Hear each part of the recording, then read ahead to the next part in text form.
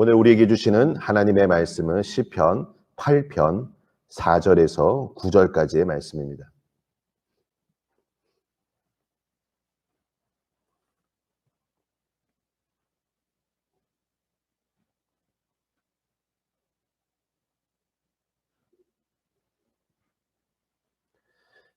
시편 8편 4절에서 9절까지의 말씀을 우리 함께 봉독하겠습니다.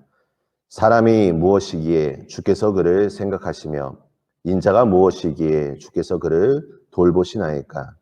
그를 하나님보다 조금 못하게 하시고 영어와 종기로 관을 씌우셨나이다. 주의 손으로 만드신 것을 다스리게 하시고 만물을 그의 발 아래에 두셨으니 곧 모든 소와 양과 들짐승이며 공중의 새와 바다의 물고기와 바닷길에 다니는 것이니이다. 여호와 우리 주여, 주의 이름이 온 땅에 어찌 그리 아름다운지요. 아멘. 우리의 영적인 눈이 열려져 우리의 삶의 여정 가운데 날마다 온 땅에 넘치는 하나님의 영광, 그 하나님의 그 놀라운 위대하심을 우리가 발견하고 경험하시기를 간절히 축원합니다. 다윗은 오늘 시편 8편에서 하나님의 영광을 바라보며 감탄하고 있습니다. 여러분, 하나님께서는 우리가 아름다움을 갈망하도록 우리를 지으셨다는 것을 우리는 기억해야 할 것입니다. 우리는 아름다움을 바라보기를 원합니다. 그리고 이 은혜들이 이 갈망들이 하나님의 은혜 가운데 만족되지 않는다면 우리는 공허함을 느끼게 될 것입니다. 이것은 마치 요한복음 4장에 기록된 사마리아 여인의 이야기를 통해서 알 수 있습니다. 예수님께서 그 여인에게 말씀하시기를 내가 주는 물을 마시는 자는 영원히 목마르지 아니할 것이다 라고 말하였기 때문입니다. 저는 우리 모두가 하나님의 이 아름다움을 바라보고 갈망하기를 원합니다. 세상적인 것은 우리 안의 갈망을 잘 알고 있습니다. 그래서 이것을 상업적으로 이용합니다. 우리를 위해서 이것을 이용하고 연구하지만 잘 살펴보면 우리를 위하기보다는 자신들의 이익을 위해서 이것을 활용한다는 것을 우리는 알아야 할 것입니다. 만약 우리가 하나님을 경외하는 것을 알지 못하고 그 목적을 만약에 상실하게 된다면 우리는 영적인 지루함 가운데 빠지게 될 것이고 이 지루함은 우리의 영혼을 연약하게 만들 것입니다. 우리 사랑하는 성도님들, 하나님께서 오늘 우리 이 예배 가운데 부어주실 이 은혜와 하나님의 그 위대하심, 아름다움을 갈망하시고 하나님의 이름을 구하시기를 간절히 축복합니다. 그래서 우리는 예수님을 통하여 이 거룩한 기쁨을 경험해야 합니다. 이 새벽에 이 기도하러 오시는 것이 참 쉽지 않으시죠?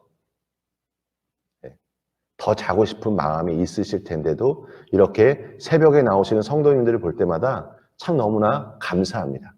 우리가 이 기도가 이 훈련이고 이 기도에 대해서 또 기도가 주는 의무도 있고 또 기도가 여러 가지 그 어려움과 우리에게 도전을 주고 있지만 이 기도가 과연 무엇인지에 대해서 이사야서 56장 7절을 보면 이와 같이 기록되어 있습니다.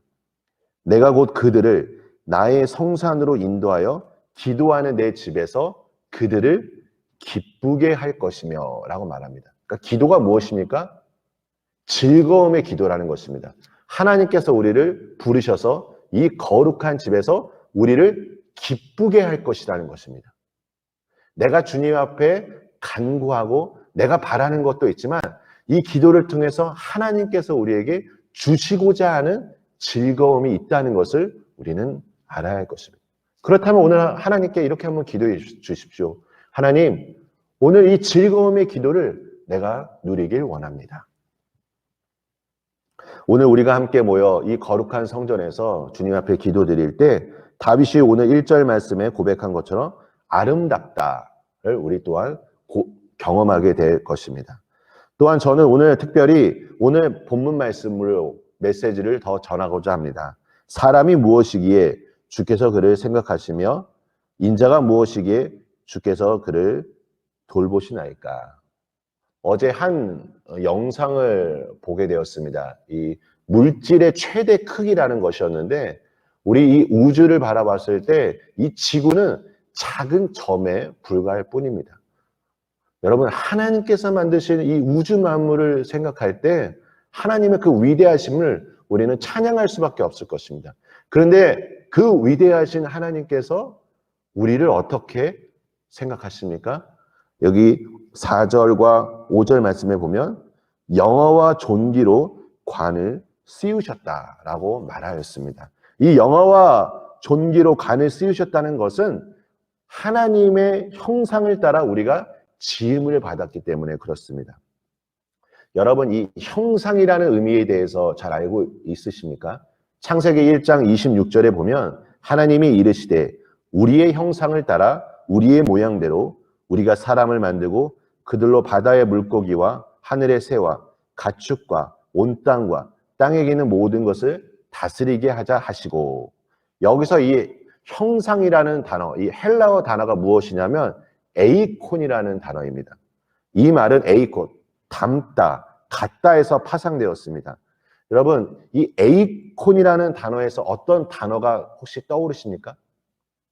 이 아이콘이라는 단어가 있습니다.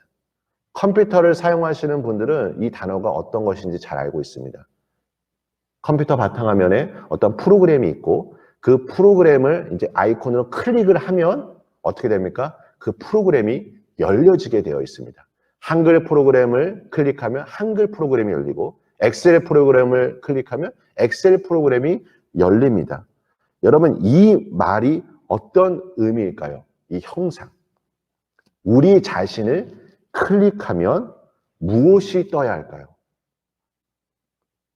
우리를 통해서 하나님이 보여줘야 한다는 것입니다. 저를 클릭했을 때 하나님이 보여줘야 한다는 것입니다. 오늘 나의 삶이 어떻습니까? 우리 성도님들을 클릭했을 때 하나님이 보여지는 삶을 살고 계십니까? 물론 우리가 연약한 존재입니다. 그래서 우리는 날마다 주님의 도우심, 주님의 인도하심을 구해야 할 것입니다. 하나님께 더 가까이 나아가셔서 하늘로부터 임할 능력과 지혜를 가지고 우리 성도님들을 통하여 하나님의 놀라운 사랑과 은혜가 세상 속에 널리 전해지시길, 그리고 하나님께서 우리 성도님들을 얼마나 특별하게 생각하시는지 오늘 그 주님의 은혜를 경험하시기를 간절히 축원합니다. 우리 함께 기도하겠습니다. 하나님 아버지, 감사합니다. 오늘 주님 앞에 나아갑니다. 주님, 거룩한 성전에서 우리를 향한 하나님의 놀라운 그 은혜를 우리가 기대하며 우리가 이 시간 갈망하며 주 앞에 구합니다. 주님, 하늘로부터 임하는 놀라운 평안과 은총과 하나님이 주신 그 기쁨이 내 영혼 가운데 충만하게 임할 수 있도록 은혜 베풀어 주시옵소서. 하나님, 우리를 특별한 존재로 지으신 그 하나님의 그 섭리와 하나님의 그 계획하심을 생각하며 오늘 내가 연약하고 부족하기에 주님 앞에 나아갑니다. 주님, 주님의 놀라운 능력과 지혜로 이 시간 임하여 주시사 우리를 통하여 하나님의 놀라운 사랑이 세상 속에 널리 전하여 줄 수 있도록 축복하여 주시옵소서. 예수님의 이름으로 기도합니다. 아멘.